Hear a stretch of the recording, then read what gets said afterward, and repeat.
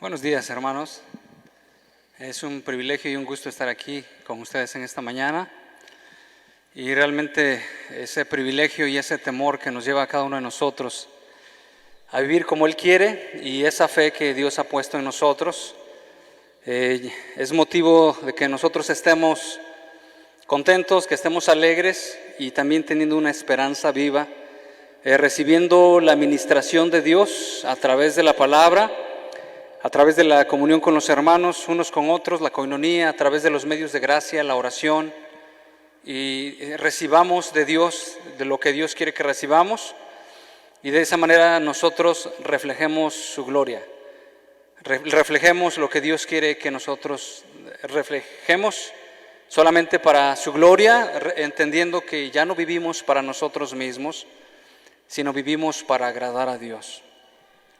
Y de esa manera también las verdades, dice que aquel que nos llamó, somos llamados para anunciar las virtudes de aquel que nos llamó por su gloria y excelencia, y esas virtudes nosotros vayamos percibiéndolas de Dios, vayan transformando nuestro corazón, esas virtudes que son muchísimas, su soberanía, su poder, su gracia para resistir la tentación, su soberanía para entender que todo está en control de sus manos, como dijera el apóstol, el salmista, ¿de quién temeré? No temeré lo que me pueda hacer el hombre. Y bueno, y entre todas esas facetas o las virtudes de aquel, su amor, su paciencia y todo lo que es Dios, afecte nuestro corazón y de tal manera que nosotros nos vayamos pareciendo más a su imagen, aquel varón perfecto. Sí, hermanos, bueno, entonces yo creo que leamos en 1 Timoteo 6, del verso 3 al 5, es un tema que habla acerca de lo que precisamente ahorita decía el hermano, algunas filosofías, algunas creencias, no precisamente por la temporada, sino más bien algunas ideologías, falsos maestros o doctrinas que nosotros podemos traer del viejo hombre de nuestra vida pasada y sin embargo afectan nuestro corazón, o si no renovamos nuestro entendimiento, pueden seguir ahí como si fuera algo real, pero no lo es. Entonces vamos a leer 1 Timoteo 6, del verso 3 al 5, y dice de la siguiente manera: si alguno enseña otra cosa, está hablando el apóstol Pablo a Timoteo. Timoteo está pastoreando ya una iglesia en Éfeso, y bueno, hay algunas situaciones que se están dando ahí, problemáticas, desorden, y el apóstol Pablo le escribe precisamente para tratar, para ordenar y para establecer bien lo que él debe hacer en esa iglesia. Y remarca y recalca bien la doctrina que nosotros tenemos que seguir. Y dice: y no se conforma a las sanas palabras de nuestro Señor Jesucristo y a la doctrina que es conforme a la piedad, está envanecido. Nada sabe y delira acerca de cuestiones y contiendas de palabras, de las cuales nacen envidias, pleitos y blasfemias, malas sospechas, disputas necias de hombres corruptos de entendimiento y privados de la verdad, que toman la piedad como fuente de ganancia. Apártate de los tales. Vamos a pedirle a Dios que Dios nos dé el entendimiento de su palabra, y en este contexto en el cual el apóstol Pablo le está escribiendo, haya orden en nuestras vidas. En ese momento estaban introduciéndose a la iglesia algunos falsos maestros, y claro, traían falsas enseñanzas, falsas ideologías que no se conformaban a la sana doctrina, falsas prácticas. Había ciertos desórdenes que el apóstol Pablo llega y pone precisamente en regla todas esas cosas que se estaban saliendo. Cualquiera de ellos podía llegar y decir: bueno, yo tengo un mensaje de parte de Dios, y bueno, llegaba al frente y lo divulgaba sin antes haber colado o haber indagado cuál era el mensaje que ellos traían. Y sin embargo, en ese momento había algún tipo de personas que les gustaba precisamente solo hablar, y entre esas formas de enseñanza estaban produciendo pleitos, problemas, discusiones y otras cosas más. Pero vamos a pedirle a Dios que Dios nos ayude, que Dios nos bendiga y nosotros tengamos provecho de este momento. Señor, te damos gracias. Gracias por esta mañana que tú nos das. De ti son todas las almas, Señor. Tú les sustentas y les das vida. Permítenos entenderlo como tú lo entiendes. Dice la Escritura, Padre, dando a entender que nosotros somos terrenales, tú eres espiritual, Señor. Sin embargo, a veces por las corrientes de este mundo en las cuales vivimos, Padre, podemos vivir o conformarnos a esa ideología que no es conforme a la Escritura. Y te pedimos que en esta mañana nuestra mente sea renovada conforme a tu palabra, para que comprobemos cuál es tu buena voluntad, agradable y perfecta, Señor. Trae libertad a nuestras vidas para vivir precisamente la fe cristiana en cualquier momento, en cualquier lugar, Señor. Tráenos la libertad para orar, tráenos la libertad para compartir tu palabra, para predicar, tráenos la libertad para creer que tú sanas, que tú salvas, que tú libertas, que tú traes sustento, sanidad, que tú edificas. En el nombre de Cristo Jesús te lo pedimos. Amén. Bueno, entonces el apóstol Pablo en esta parte de 1 Timoteo está diciendo: si alguno enseña otra cosa, ya sea de las personas, y claro, para enseñarla la tiene que estar creyendo o la tiene que estar divulgando, y alguna de las personas que estuvieran en la congregación, ya sean maestros o ya sean personas, discípulos de la iglesia o cualquier tipo de personas, le está diciendo el apóstol Pablo: si alguno enseña otra cosa. ¿Y qué otra cosa puede anunciarse o enseñarse aparte del evangelio? Bueno, puede ser muchas y muy variadas, entre las cuales pueden ser una doctrina diferente, y lo dice precisamente en Gálatas vamos a ir a Gálatas, por favor, en Gálatas 1.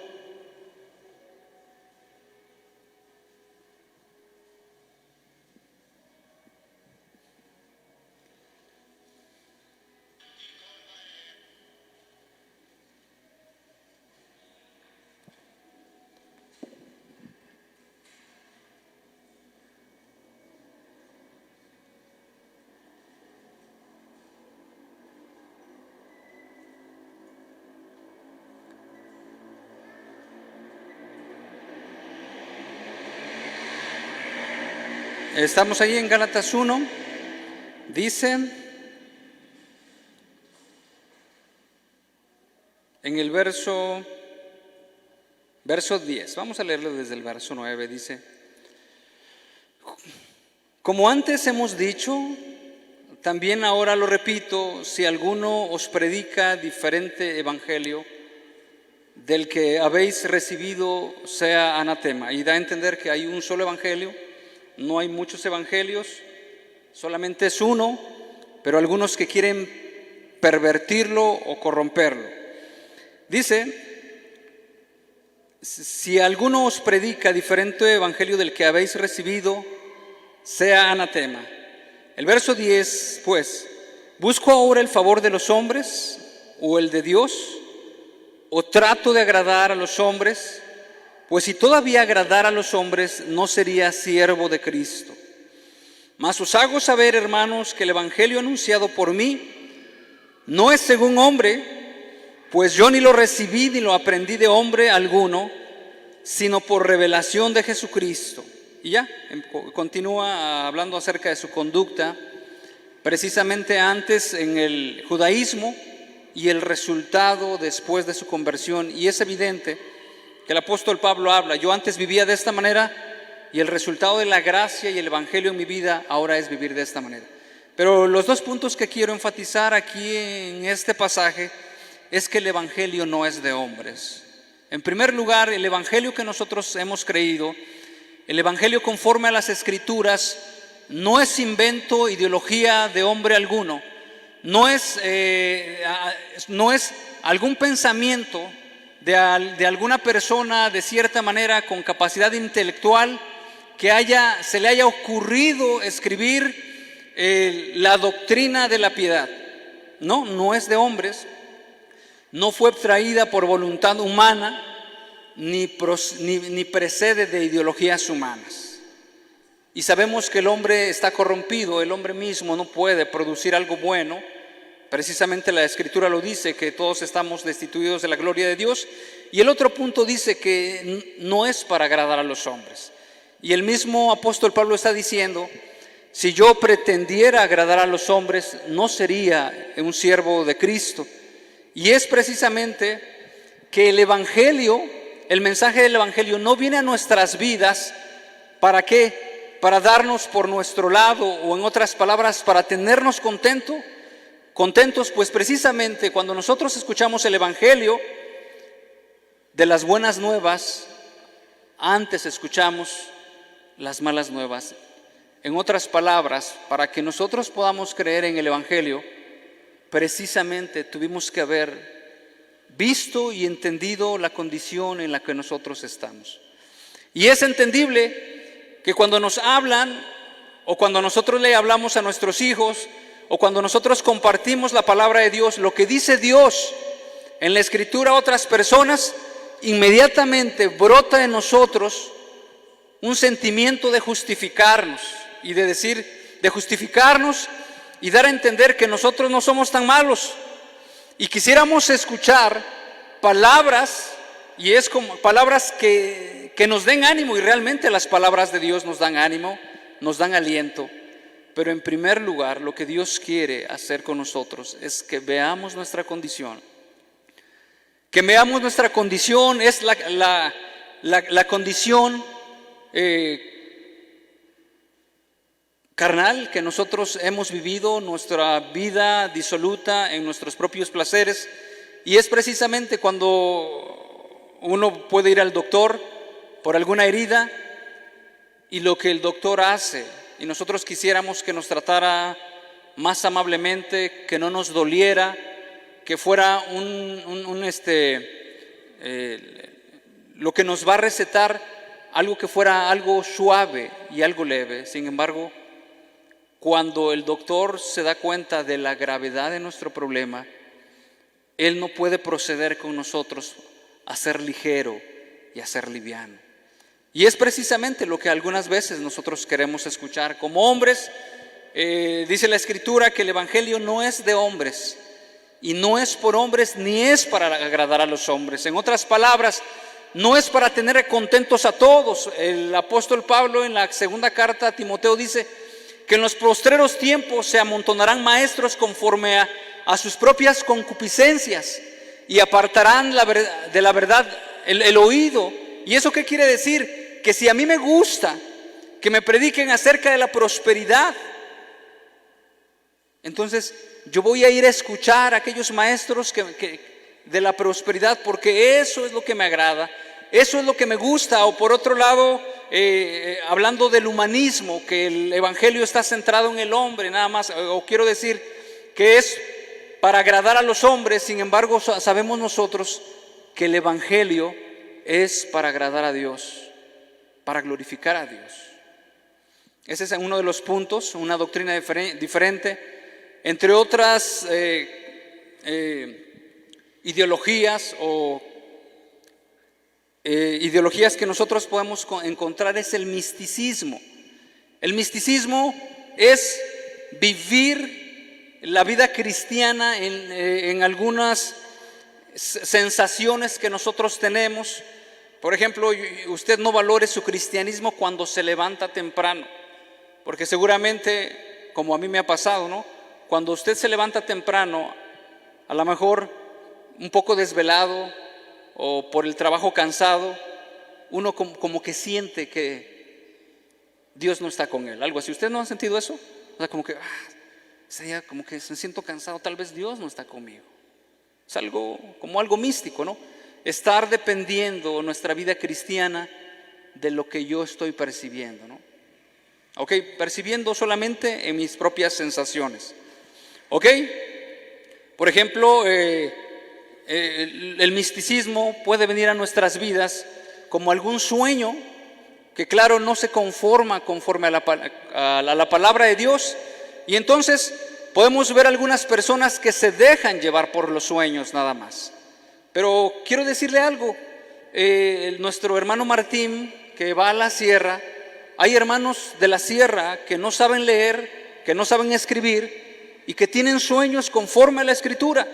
Y van con el hermano y le dicen: oiga, hermano, hay una palabra en la Biblia que dice así, así y así.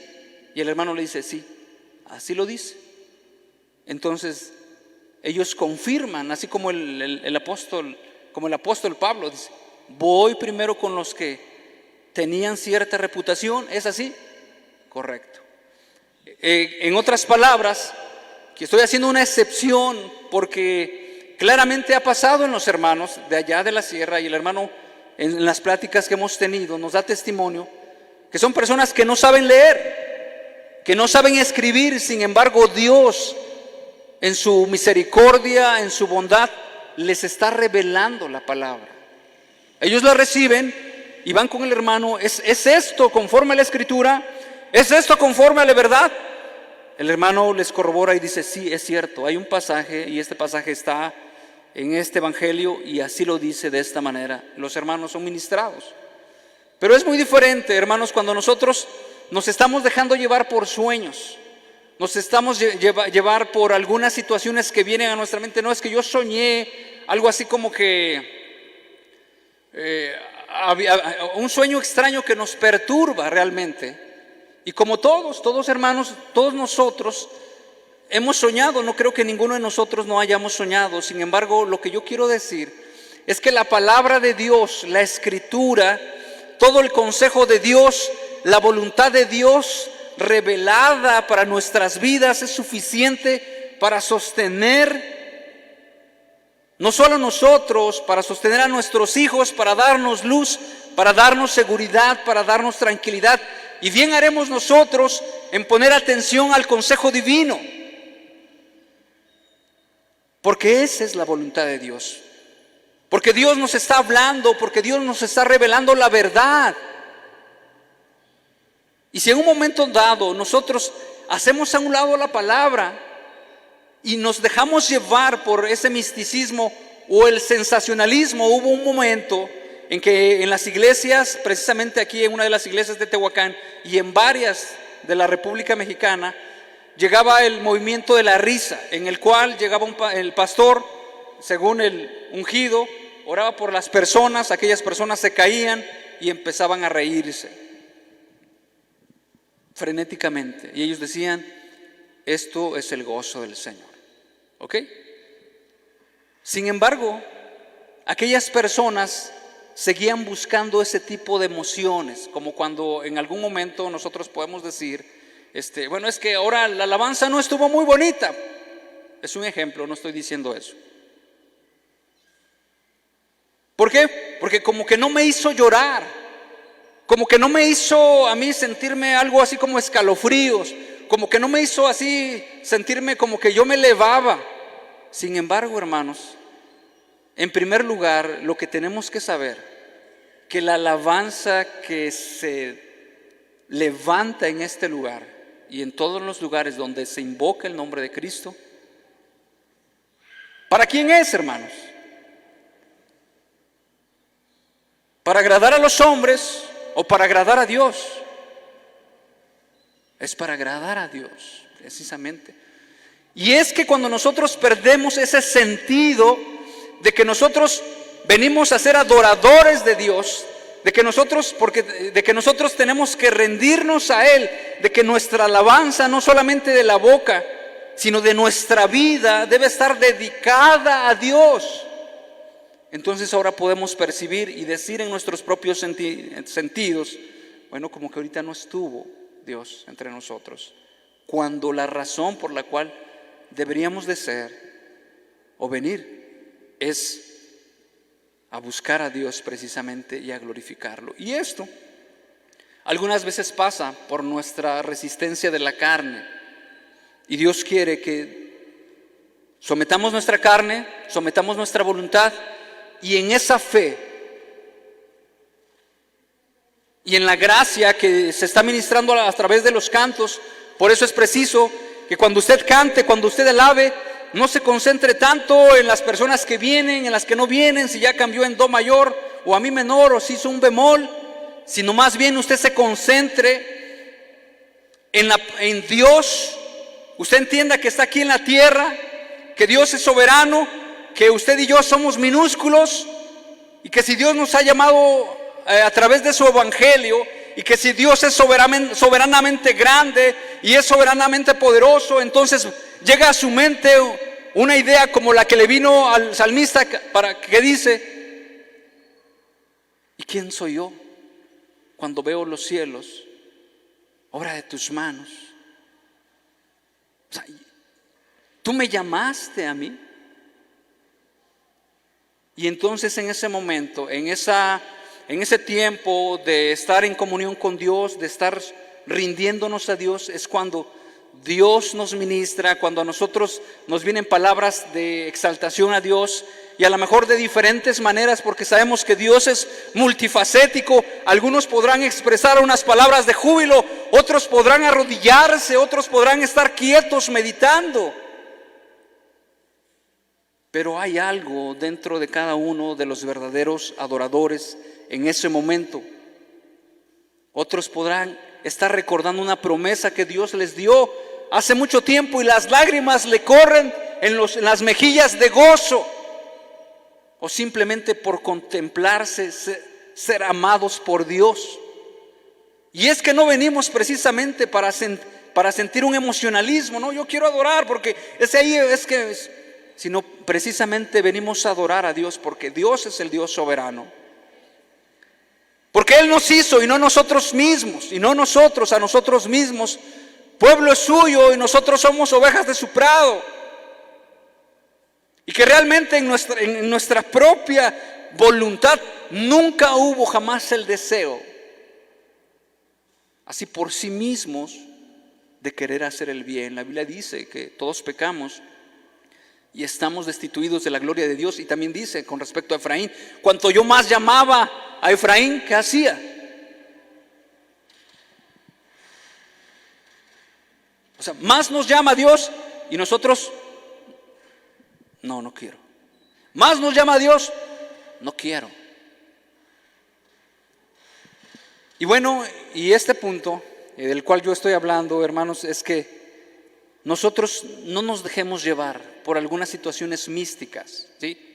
O que a lo mejor, bueno, casi como yo lo escuché cuando era adolescente, venía con mi tía en el tren y pasó un tecolote y entonces empezó a hacer un búho y como que hizo algunas cosas así medias extrañas. Yo me lo quedé mirando y dices que ese es de mala suerte, ¿ok? O cosas místicas que nosotros pensamos de cualquier tipo, ¿no? Que no se conforman a la Escritura. La palabra de Dios es clara. La palabra de Dios, por ejemplo, es clara, es viva, es eficaz, es el alimento para nuestras vidas.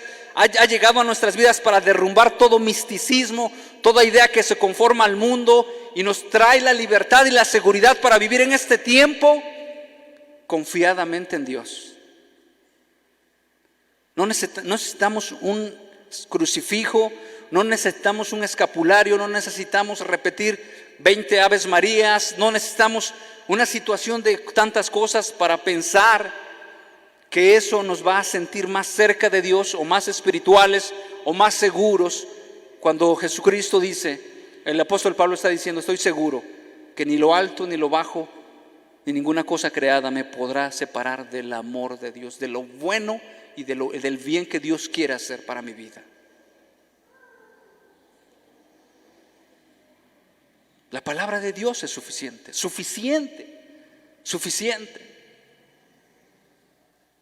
para guiarnos de aquí hasta la eternidad.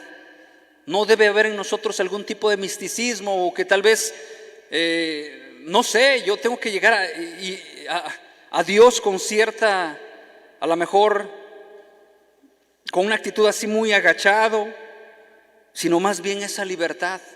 Y eso es algo admirable, porque habiendo Dios habiéndonos llamado, nosotros descarriados, poniendo Dios nuestros ojos en nosotros, pues ¿quién éramos entonces? Pues nada. Y esa es gracia, que cuando llega a nuestras vidas nosotros empezamos a proceder en los caminos de libertad de Dios. Ok, vamos a seguir más adelante.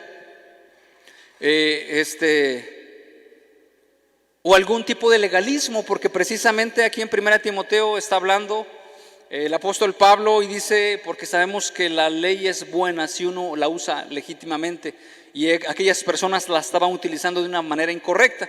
Y entonces en el legalismo aquellas personas estaban viendo que más pegados estamos a Dios por nuestra ascendencia judía, por nuestra carne, o más pegados estamos a Dios por nuestros méritos humanos. Y realmente sabemos que la Escritura nos dice que la salvación no la obtenemos por obras, es porque Dios hizo todo, nosotros no tuvimos ningún mérito que hacer. O el ascetismo, por otro lado, y que algunas veces nosotros pudiéramos practicarlo, aquellas personas que se van al monte porque piensan que el mal está en la gente, pero precisamente no se dan cuenta que ellos son parte de la gente, y que las concupiscencias de la carne las traemos a flor de piel. Y aunque yo me vaya yo al cerro y me encierre o me aparte de esta sociedad, esas mismas concupiscencias van a brotar en mí. Y no entendemos que Dios nos ha hecho seres sociales y que somos seres sociales y nos ha puesto en una familia. Por eso nosotros le decimos: Padre nuestro que estás en los cielos. Y algunas veces podemos proceder nosotros para decir: no, yo solamente, yo y Dios, o Dios y yo, pero yo no me quiero socializar, yo no quiero estar platicando con aquellas personas, yo no quiero platicar con las demás personas. ¿Por qué?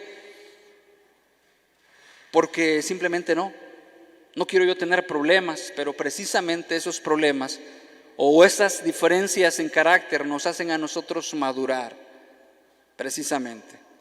¿Ok? Entonces también, entre otras cosas, lo que estaba ocurriendo allí era el sofismo. El sofismo eran aquellas personas, según sabias, que se aplicaban al negocio de vender filosofía. Pretendían ser capaces de enseñar a los hombres por una paga o discutir inteligentemente, o vamos a decirlo así, hábilmente. Eran hombres que con lenguas suaves y mentes despiertas estaban capacitados para hacer que lo peor pareciera lo mejor. En otras palabras, capacidad para hablar y decir que lo blanco es negro y lo negro es blanco.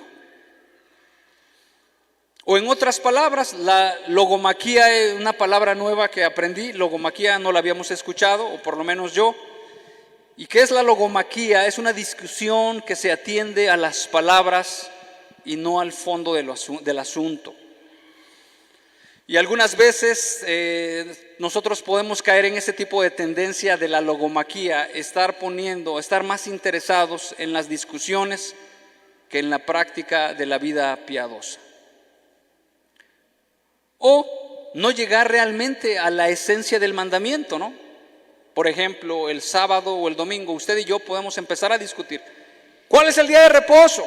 ¿O es el sábado o es el domingo? Y hay personas que cuando usted va a platicar con ellos de una forma pacífica, inmediatamente sacan la licencia y dice: ¿usted qué día guarda? ¿El sábado o el domingo? No, pues yo guardo el domingo. Ya, usted está descalificado. Si usted no guarda el día de reposo, usted ya está mal, ya está bien perdido, bien engañado. Es más, si usted ni es salvo. Sin embargo, ellos, ustedes y yo, o las personas, nos podemos enfrascar en una discusión tan grande para ganar un debate, para, como quien dice allá vulgarmente, el que tiene más saliva, que trague más pinole. Sin embargo, no llegamos a la realidad de ¿qué? De la esencia del mandamiento. ¿Y cuál es la esencia del mandamiento? Hermanos, del día de reposo, ¿cuál es la esencia? Santificarlo a Él, dedicarlo a Dios, descansar de nuestros trabajos. Y entonces aquellas personas, aunque pueden estar guardando el día de reposo, pero se están peleando con su esposa, así clara y abiertamente. Discusiones acaloradas, pueden, como en algunos casos, la señora agarró ya el rodillo y le está pegando, o sea, lo agarró esa de las chalupas y se está discutiendo. Entonces, aunque nosotros podemos caer en ese tipo de discusiones para saber quién es el que tiene la verdad, sin embargo, no estar viviendo en la verdad.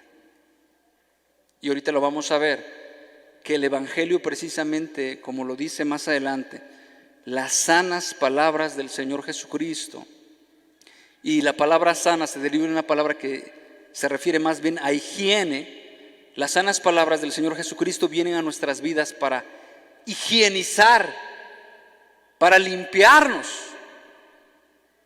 Esa es la obra de Dios, de lo que Dios quiere hacer en nuestras vidas, de tal manera que nosotros no hagamos más énfasis en algunas discusiones, en algunos argumentos, etcétera, sino más bien en la misma palabra que llega a nuestro corazón, que nos lleva a amar a nuestros hermanos, a nuestra esposa, a dedicarnos a nuestros hijos, a amar a nuestros enemigos, a orar por ellos y vivir santa y piadosamente en este mundo. Porque puede haber personas que nos pueden estar señalando, mira, no fue el tercer día que resucitó Jesús, etcétera, que mira, cuántas cosas que se pueden derivar de la palabra de Dios.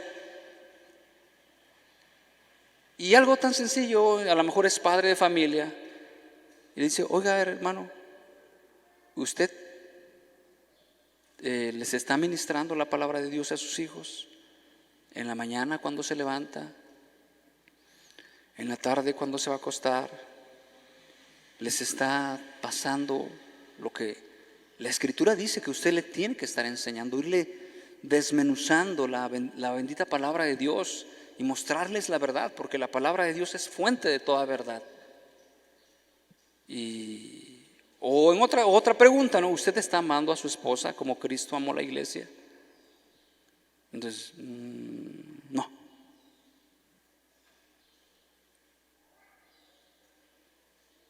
Su doctrina o su filosofía que él tiene no ha llegado a cambiar su corazón.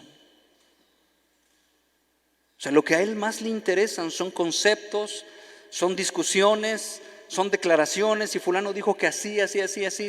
Son cuantas cosas que él puede y se está llenando de conocimiento, pero ese conocimiento no le ha llevado a decir a su esposa, oye, preciosa, qué bien te ves.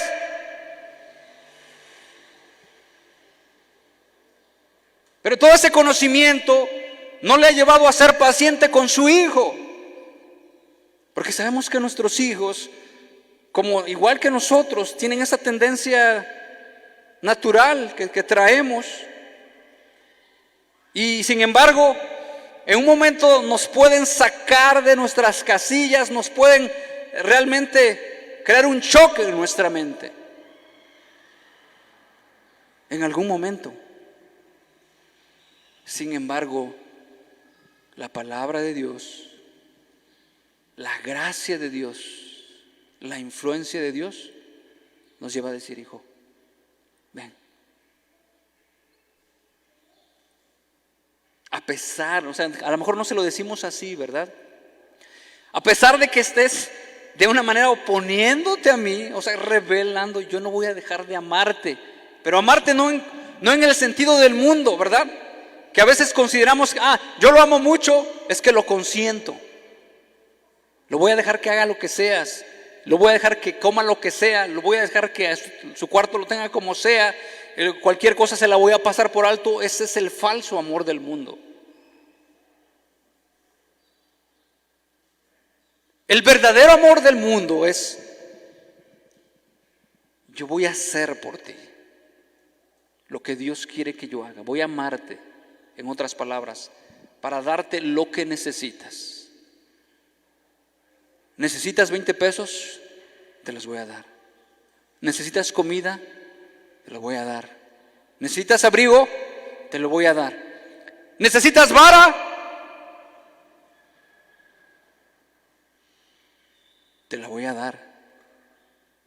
¿Necesitas consejo? Te lo voy a dar. ¿Necesitas instrucción? Te la voy a dar. ¿Necesitas un castigo? Te lo voy a dar. Te voy a amar hasta que yo me muera. De esa manera. Y esa gracia, hermanos, no viene por nosotros mismos, porque usted recuerde, cuando nosotros estábamos en el mundo, o usted si se casó en el mundo, ¿cómo resolvía usted los problemas? O si no se ha convertido, ¿cómo es que resuelve los problemas? Uno, los podemos ignorar, y otros los podemos resolver por nuestras propias fuerzas, en amenazas, en enojos, en iras, y me lo vuelves a hacer. Y mira, y yo cuando era joven, y etcétera, y mediante tantas cosas que queremos intimidar a nuestros hijos. ¿Ok? Claro. Pero en nuestra misma carne, quiero decirlo, o sea, claramente, en nuestra misma carne. Y sabemos que en nuestra propia carne no hay vida, no produce vida. Lo tenemos que hacer en el plan divino, en la gracia divina, en la influencia divina, y Dios ha prometido ayudarnos a estar con nosotros, que se cumplan sus propósitos. ¿Ok? Entonces, para localizar la mentira espiritual, los creyentes debemos de conocer bien las Escrituras. Los que conocen la palabra fácilmente detectarán las enseñanzas contrarias a ellas. Vamos a ir a Hechos 20-27, donde el apóstol Pablo ya se está despidiendo de algún grupo de hermanos y les encarga rigurosamente que pastoreen la iglesia del Señor, y dice en el verso 27: porque no he rehuido anunciaros todo el consejo de Dios. Por tanto, mirad por vosotros y por todo el rebaño en que el Espíritu Santo os ha puesto por obispos, para apacentar la iglesia del Señor, la cual Él ganó por su propia sangre. Porque yo sé que después de mi partida entrarán en medio de vosotros lobos rapaces que no perdonarán el rebaño. Y de vosotros mismos se levantarán hombres que hablen cosas perversas para arrastrar tras sí a los discípulos. Por tanto, velad, acordándoos que por 3 años de noche y de día no he cesado de amonestar con lágrimas a cada uno de nosotros. El verso 32. Y ahora, hermanos, os encomiendo a Dios y a la palabra de su gracia, que tiene poder para sobreedificaros y daros herencia con todos los santificados. ¿Ok? El verso 32. Os encomiendo a Dios y a la palabra de su gracia. Es lo que precisamente nosotros tenemos que estar arraigados para no ser víctimas de las ideologías del mundo, de las ideologías propias nuestras también, y tenemos que tener en cuenta cuál es el verdadero evangelio, la doctrina del evangelio y la voluntad de Dios. Y para eso quiero leer en 1 Timoteo 1:8.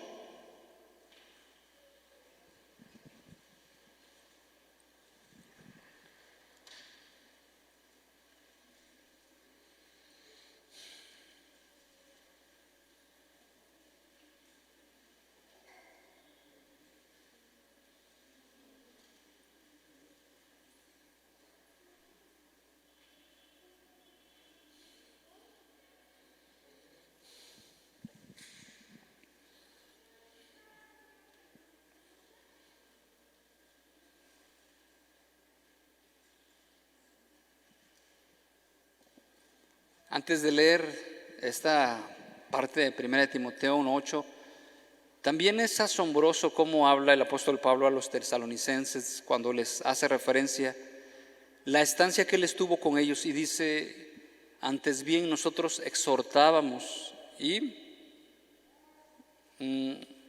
consolábamos a cada uno de vosotros.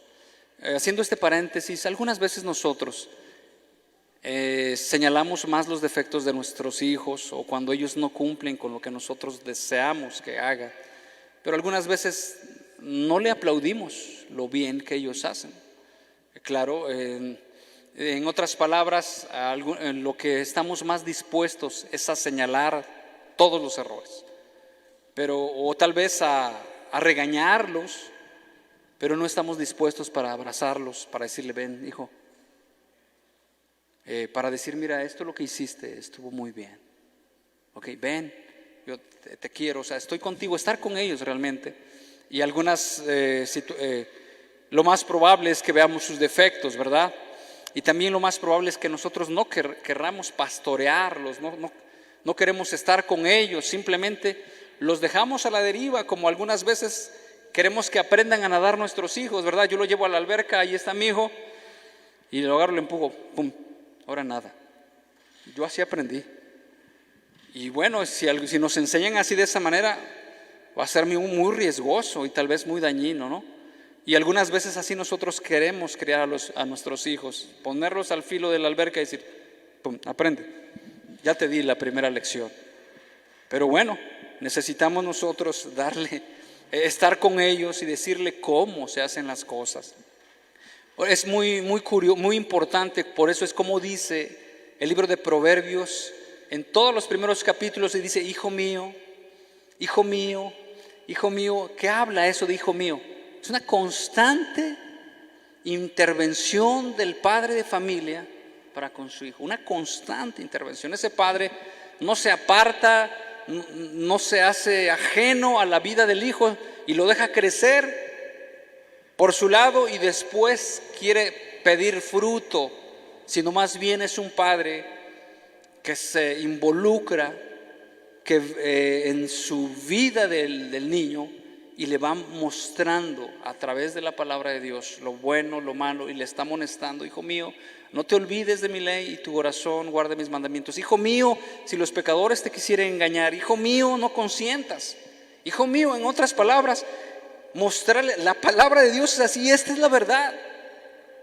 Y ahí se cumple precisamente lo que dice Deuteronomio: y andando en el camino, y cuando te levantes y cuando te acuestes. En otras palabras, cualquier momento en nuestra vida, ya sea en el trabajo, en la farmacia, en la ferretería, yendo a inscribirlos en la escuela, será motivo para decirle lo que Dios quiere que nosotros hagamos.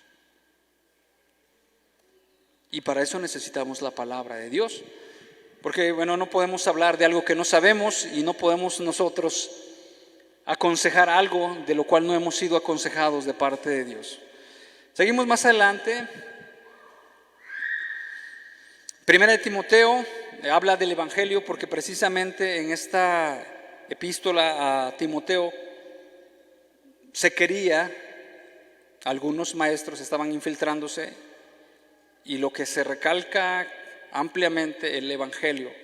Lo voy a leer en esta parte, en 1 Timoteo 8, dice: pero sabemos que la ley es buena si uno la usa legítimamente, conociendo esto, que la ley no fue dada para el justo, sino para los transgresores y desobedientes, para los impíos y pecadores, para los irreverentes y profanos, para los desobedientes, para los impíos y pecadores, para los parricidas y matricidas, para los homicidas, para los fornicarios, para los sodomitas, para los secuestradores, para los mentirosos y pérjuros, y para cuanto se oponga a la sana doctrina, según el glorioso evangelio del Dios bendito que a mí me ha sido encomendado. En otras palabras, y luego dice en el verso 12: doy gracias. Y bueno, ¿y quién de nosotros no caería en algunas de estos adjetivos? Muchos de nosotros caímos en esos adjetivos. Y dice el verso 12: doy gracias al que me fortaleció, a Cristo Jesús nuestro Señor, porque me tuvo por fiel poniéndome en el ministerio. En otras palabras, en la vida del cristiano, en aquella persona que Dios ha hecho una obra en él, hay un profundo agradecimiento por lo que Dios ha hecho en su vida. Eso es divino. Uno no puede, usted no puede agradecerme a mí por algo que yo no le he dado, y es precisamente lo que pasa en la vida de la persona que no ha conocido a Dios. No puede agradecer su obra en él porque no la puede ver. Un profundo agradecimiento, sentido de agradecimiento de lo que Dios hizo por él. Y dice, lo repito, gracias al que me fortaleció, a Cristo Jesús nuestro Señor, me tuvo por fiel, me puso en el ministerio. Y luego dice el verso 13, y a esto me refiero como el reconocimiento de los pecados. Habiendo yo sido antes blasfemo, perseguidor e injuriador, mas fui recibido a misericordia porque lo hice por ignorancia en incredulidad. En otras palabras, reconoce la vida pecaminosa que nosotros hemos llevado. Y no solamente reconoce de esa manera, porque podemos decir cada uno de nosotros, sí, es que todos nosotros somos pecadores, pero algunas veces lo decimos para justificarnos. En otras palabras, para decir, pues todo lo hacen, pues yo también soy pecador. Vemos más adelante que dice,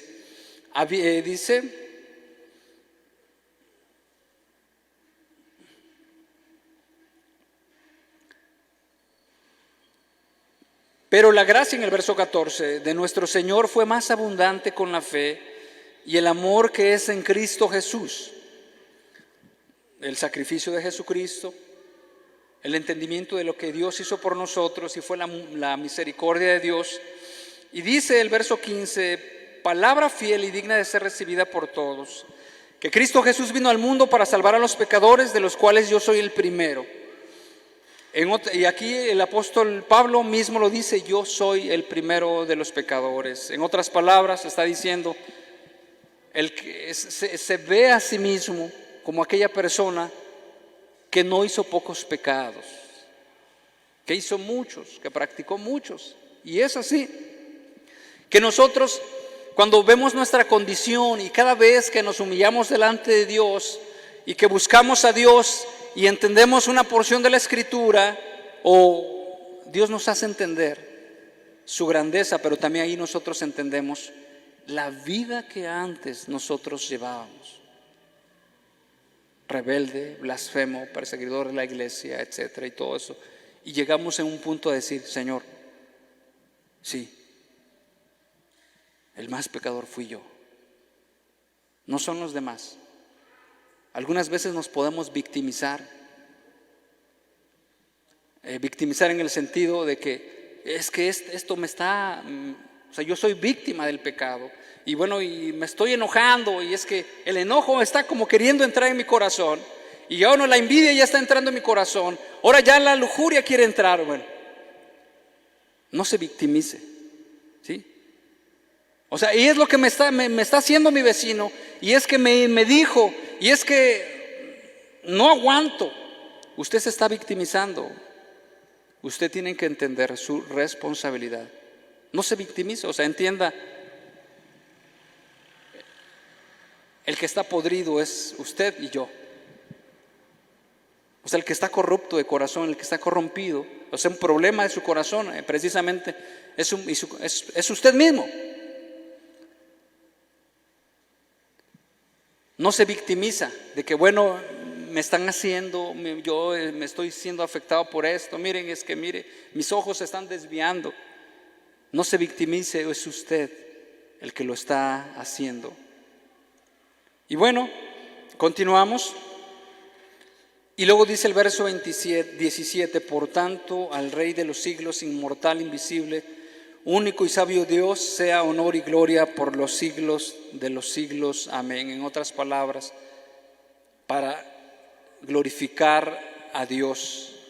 Y algunas veces creo que tenemos que considerar esto, que en diferentes puntos, ya sea de nuestras vidas y en diferentes ocasiones, no se trata ya de nuestra gloria o de nuestra reputación, porque en algún momento pueden ofendernos a nosotros, en algún momento pueden estar interviniendo en nuestros propios intereses.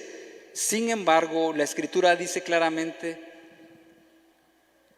la gloria sea para Dios.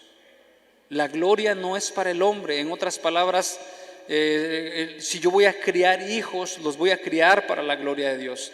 Si yo voy a vivir en esta vida, yo voy a vivir conforme a los propósitos de Dios. Si yo tengo una meta en esta vida, no va a ser que yo trabaje 40 años, ya me pensione o jubile mejor dicho, y después ya tenga mi rancho y allá me vaya yo a descansar y todo eso.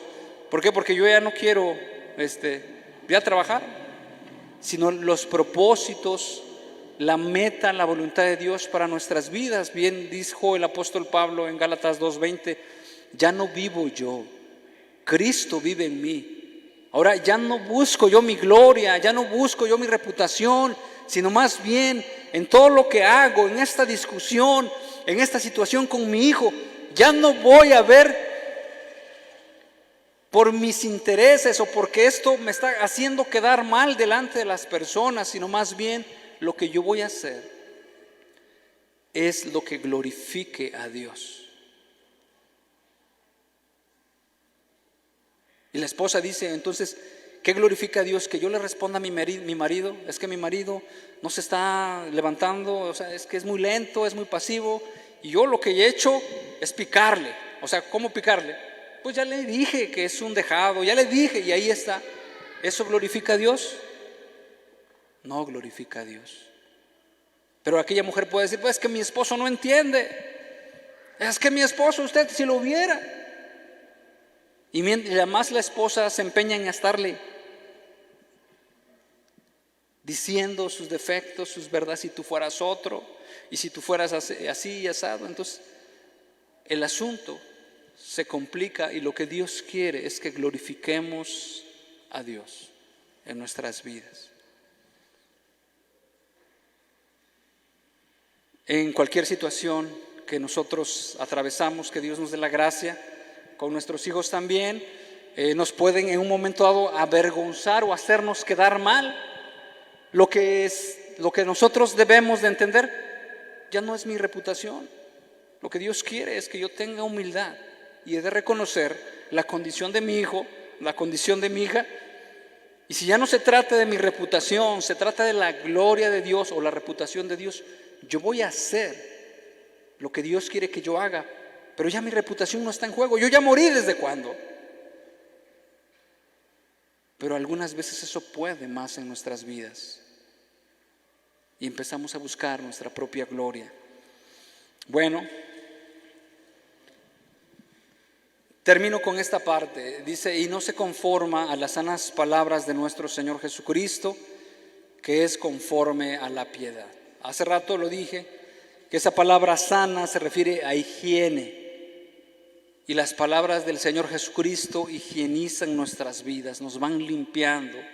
En vez de llevarnos a hablar de diferentes temas, de las doctrinas, del apocalipsis, de cuándo va a ser el rapto, si tú te quedas, si son 144,000, y si ahí estás tú entre 144,000, ¿qué dice la Escritura? Donde esté el cuerpo muerto, ¿ahí qué? Ahí se juntarán las águilas. En el día del rapto usted va a estar diciendo, Señor, te olvidaste de mí, Señor, ¿dónde estás? O el Señor lo va a tomar a usted y usted, o sea, ¿cómo va a ser eso? Es una pregunta tan simple. Los cristianos van a estar tronándose los dedos, creo que se olvidó de mí, no me llevó.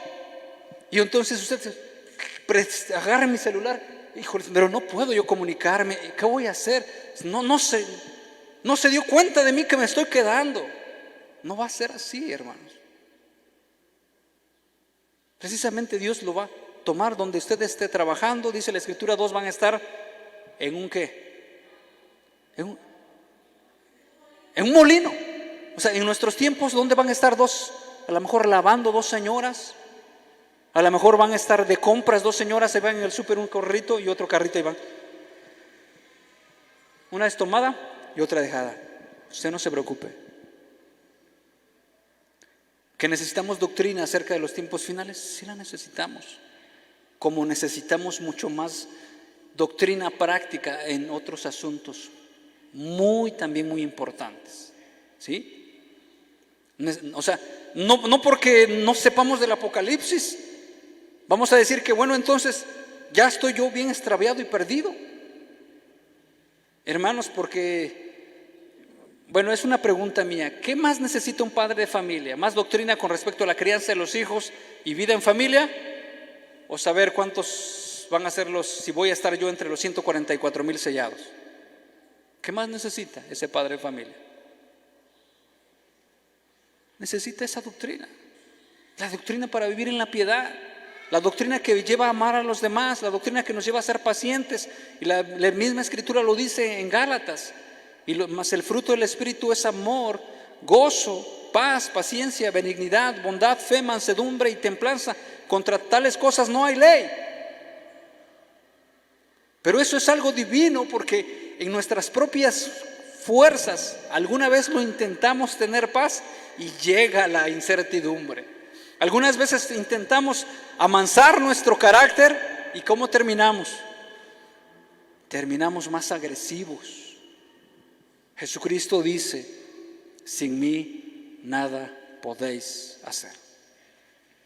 Entonces, hermanos, no es que yo esté diciendo una es más importante que la otra, sino más bien es importante, y lo vamos a ver, y como en todo lugar, yo creo que sí hemos predicado aquí de diferentes libros, pero nos llevaría ¿cuántos años para predicar del Génesis, del Éxodo, Levítico, Deuteronomio? Y yendo, yo creo que hasta se nos acaba la vida. Y como algunos a veces nos acusan, ¿no? Es que no han predicado de esto. Hermanos, pero no hemos dejado de predicar la palabra. Eso deberíamos de ocuparnos. O debería de ocuparse aquel que dice, ¿no? ¿Está usted viviendo la palabra de esa manera? Seguimos. Entonces el apóstol Pablo lo dice en estas palabras al inicio de esta primera carta de Timoteo. Dice que es el amor. Ya está como que se siente un poco de calorcito. Si pueden abrir esas ventanas, por favor. Dice: las palabras sanas producen limpieza espiritual, limpieza moral, producen restauración, producen vida, producen sosiego, producen contentamiento, producen esperanza en medio del dolor y fuerza para salir adelante. Bien lo dice Hebreos, que por la fe Sara, ¿qué obtuvo Sara? Fuerzas en medio de esa debilidad, hermanos, por la fe. Y es precisamente que el Evangelio llega a nuestras vidas, a lo mejor en una situación ya difícil, que las varices ya me duelen, que ya me está doliendo la cabeza, por la causa de Cristo. No porque usted se haya ido al baile o ande usted así, no, por la causa de Cristo. Y uno retoma la mentalidad: estoy viviendo aquí por corto tiempo, voy a esforzarme. Dios ha prometido que Él da fuerzas al cansado y multiplica al que no las tiene. Y no va a ser para mi gloria, va a ser para la gloria del Señor, y lo voy a hacer. Y es cuando uno obtiene fuerzas y obtiene la gracia y sigue uno adelante. Dice: el amor nacido de un corazón limpio, de buena conciencia y de fe no fingida, que no debemos de apartarnos de eso. El amor nacido de un corazón limpio. Y el amor nacido de un corazón limpio es lo que nos lleva a hablar la verdad en amor. En muchas partes de la Escritura donde se relaciona mucho la verdad con el amor, o la misericordia con el amor. En otras palabras, cuando nosotros vamos a hacer algo, tenemos que hablar la verdad, lo tenemos que hacer en amor, ¿verdad? En amor. Por ejemplo, la comida que no esté muy rica, ¿cómo lo dice usted a su esposa? ¿Cómo le dice? Solamente la verdad, pero no en amor. ¿Cómo le dice la comida o alguna situación que está? ¿Cómo se lo dice? Otra vez esta comida. Usted le dijo la verdad, ¿sí? Otra vez espagueti, y en ese tono. Pero ahora dígasela a usted en amor. Ya cambia la cosa, ¿verdad? Es muy diferente. Y también algunas veces queremos corregir a los hermanos, pero diciendo la verdad. Sí, es que es hermano así, yo le voy a decir sus verdades y todo eso. Dígaselas, pero dígaselas en amor, ¿sí? vaya y considérese a sí mismo, o sea, usted póngase en el lugar del otro y de la manera que le gustaría que se las dijeran a usted, usted dígaselas, ¿sí? ¿Ok? Y esa es la verdad de amor. De esa manera entonces llego con el hermano y me amarro mi orgullo y me callo primero y lo escucho, y después, como de una manera milagrosa, el otro hermano recibe sin yo hablar tanto, porque la Escritura dice en Santiago, siendo prontos ¿para qué? Para oír, tardos para hablar y tardos para airarse. Dios hizo la obra en él y luego decimos, que Dios sea glorificado. Yo no hice mucho, yo nomás fui a decirle esto y luego él sacó el tema y etcétera. Se resolvió. ¿Ok? Entonces, la doctrina que es conforme a la piedad es el centro de adoración, es Dios, no somos nosotros, no es para reputación nuestra. Dios es el Señor absoluto y Él hace su voluntad. Nosotros nos sometemos a Él. Dios no es como la lámpara de Aladino, que uno le está pidiendo cada cosa a Dios para que se cumplan nuestros propósitos, sino más bien se cumplan los propósitos de Dios. Somos terrenales somos temporales en esta tierra, y lo que nos queda es que lleguemos a esa nueva ciudad cuyo arquitecto y constructor es Dios. Entonces, somos siervos de Él. Él es el Señor, nosotros le obedecemos íntegramente. Y Dios es su Hijo, es su obra, su voluntad, sus planes, sus propósitos, su palabra, su espíritu y su gloria. Nosotros, para que el que vive, los que viven ya no viven para sí, sino para aquel que nos llamó y dio su vida por cada uno de nosotros. Entonces, vamos a terminar. Les pido por favor que nos pongamos de pie.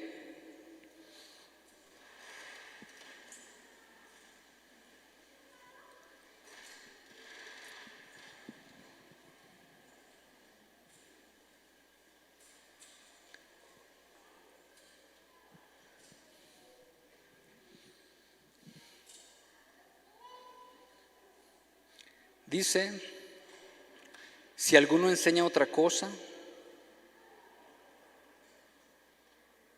y no se conforma a las sanas palabras de nuestro Señor Jesucristo y a la doctrina que es conforme a la piedad, dice el verso 4, está envanecido, nada sabe y delira acerca de cuestiones y contiendas de palabras, de las cuales nacen envidias, pleitos, blasfemias y malas sospechas. En otras, está envanecido, dice la Escritura. Quiere decir que la arrogancia está manifiesta en su vida. Su deseo no es que Jesucristo sea glorificado, sino más bien el deseo de aquella persona es que Él mismo sea presentado. Y bueno, y yo quiero decirles que si aquellos años que ha estado usted en aquella religión y no ha generado vida y no han producido vida, es porque no ha conocido el Evangelio de Jesucristo. Usted no ha conocido a Jesús, el Hijo de Dios. Tal vez usted ha conocido una religión, usted ha conocido ciertas doctrinas y procedimientos en un lugar donde se supone se adora a Dios, pero usted no ha conocido al Hijo del Dios viviente, a Jesucristo, que vino precisamente a salvarnos de nuestros pecados y a librarnos de toda maldad. Si usted ya lleva 5 o 10 años, si usted en la religión pero no ha conocido a Dios, quiero decirle que Dios puede hacer un milagro en su vida, y es precisamente a Dios al que invocamos, es precisamente a Jesucristo, el Hijo de Dios, que vino aquí a salvarnos a nosotros de nuestros pecados y a darnos una libertad para vivir en esa vida nueva y abundante, que solamente es a través de Cristo Jesús, el Hijo de Dios. Y y que Él es suficiente para llevar nuestras vidas de victoria en victoria, de triunfo en triunfo, que Él es suficiente, que así como lo expresó el rey David, Jehová es mi pastor, nada me faltará. En una versión inglesa dice: yo no deseo otra cosa más, no deseo algo más. Dios me ha satisfecho, Dios me ha llenado, estoy completo, no pido otra cosa. ¿Qué más he de pedir? Estoy confiado, y en esa confianza también podemos estar seguros que Dios, que provee todas las cosas, nos ha suplido conforme a su voluntad. Vamos a dar gracias. Señor, te damos muchas gracias por esta mañana que tú nos das. Queremos pedirte que en nuestras vidas haya un corazón regenerado, un corazón cambiado, Señor. Un corazón, Señor, en el cual tú hayas hecho una obra de salvación y te conozcamos a ti, Padre bendito, a través de tu palabra, Señor. Aunque no te podemos ver, pero podemos nosotros percibir de ti, Señor. Y en esa nueva vida que a través de tu palabra y a través de tu Espíritu Santo llegas a nuestras vidas, llegas a nosotros, queremos vivirla teniendo contentamiento, teniendo satisfacción, teniendo seguridad. Padre, a pesar de que nosotros en algún momento llegamos a tener temores, llegamos a tener confusiones, pero sabemos que, Padre bendito, que en tus manos, y queremos entenderlo pues de esa manera, estamos seguros, queremos proceder en tu palabra, en tu voluntad, en tus propósitos para vida eterna, entendiendo, Señor, que estás haciendo y que has empezado una buena obra en nosotros, y que nos vas a llevar para presentarnos como una iglesia gloriosa, una esposa sin mancha, sin arruga. De esa manera, Señor, permite entenderlo, que es parte de nuestro carácter que tú quieres formar en nuestras vidas, que quieres formar ese carácter en nuestra persona, y sean manifiestos los frutos del Espíritu en el nombre de Cristo Jesús. Te lo pedimos. Amén.